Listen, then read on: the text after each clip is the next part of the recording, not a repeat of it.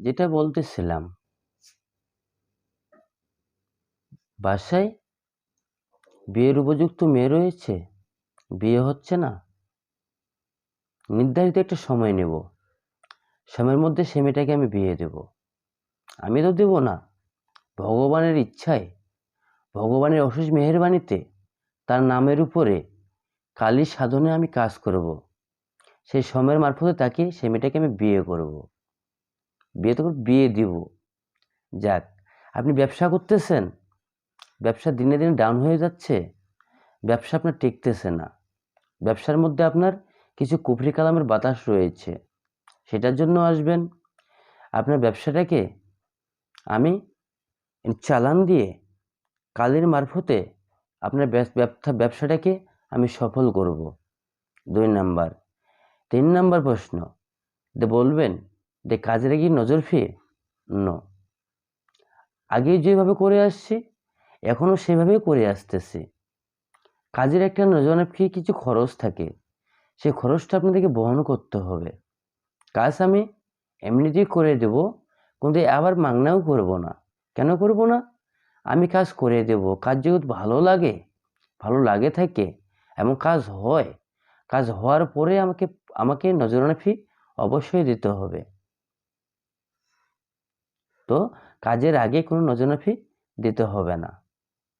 যাহা কিছু করব সব কিছু এই কালের সাধনের উপরে, চালানের উপরে, তার নামের উপরে, রাশির উপরে, কালীর নাম নিয়ে এই চালানের মারফতে আমি কাজ করব।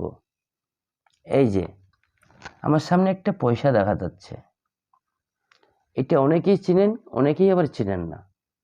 যেটা হচ্ছে হলুমানি পয়সা। স্পষ্ট কি বোঝা যাচ্ছে? যদি পর্দায় যদি বুঝতে না পারেন, আমার কাছে আসলে অবশ্যই বুঝতে পারবেন যে আমি কী কী ধরনের কাজ করি। আচ্ছা, আপনি এখান দিয়ে আসছেন, কে আপনাকে পাঠিয়েছে, কার দুয়ায় আসছেন? ও হ্যাঁ, সেই গ্রামের 2 জন আমার কাছে কাজ করেছিল। ও, সেই তোমাকে বলছে? ঠিক আছে, খুব খুশি হলাম। সে কি বলছে তোমাকে? এভাবেই কাজ করেছে, কাজের পরে নজরানা ফি দিয়েছে, তার আগে দেয় নাই। তেমনই তার কাছে যেমনই করছে, যারা আমার কাছে আসে সবারই কাজ আমি একই সিস্টেমেই করি। আমার কাছে কেউ কলার না, কেউ পিঠির না, আমার কাছে সকলেই সমান। সেই জন্য সকলকে আমি এক চোখেই দেখি।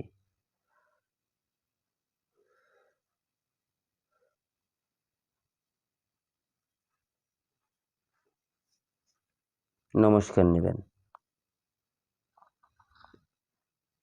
জয় ভোলানাথের জয়।